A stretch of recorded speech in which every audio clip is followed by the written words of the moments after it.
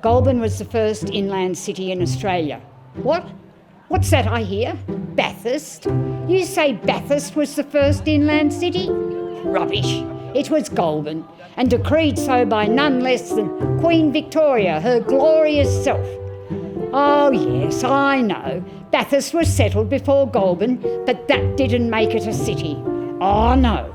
Goulburn was made a city by letters patent issued by Queen Victoria in 1863. Now, you ask why? Well, it's to do with the church.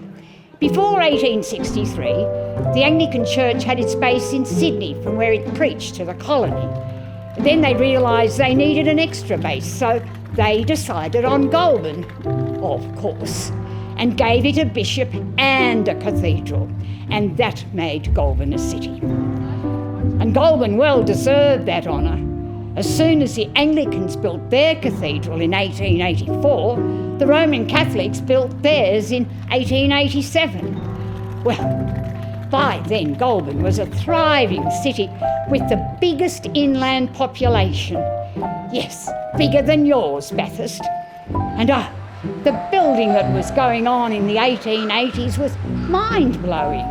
There was the post office and the town hall and Islington House and the jail.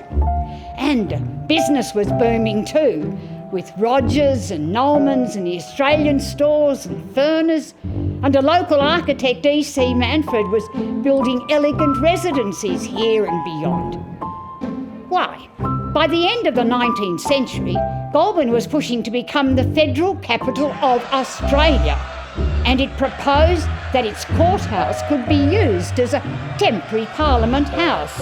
Well, didn't that stir up the other contenders? Some even had the impudence to suggest Goulburn could well accommodate politicians in its Kenmore Mental Hospital. Goulburn never did become the federal capital, but nor did Bathurst either. But before all this, and before 1820, the traditional custodians cared for the land where the waters of the Mulwaree and Wallandilly rivers meet.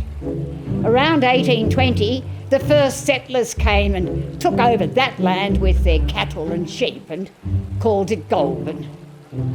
Sheep grew good wool here, so much so that within 160 years, a big merino grew out of the city.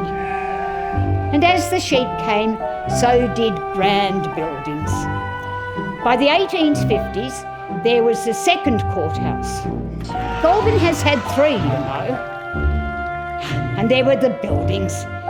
There were the grand houses like St Clair and Lansdowne and Riversdale, and also Mandelson's Hotel, where Daniel Dennehy called for an Australian Republic, the Royal Hotel, where state governors stayed, and the Goulburn Brewery. Back then, Goulburn was said to have a pub on every corner.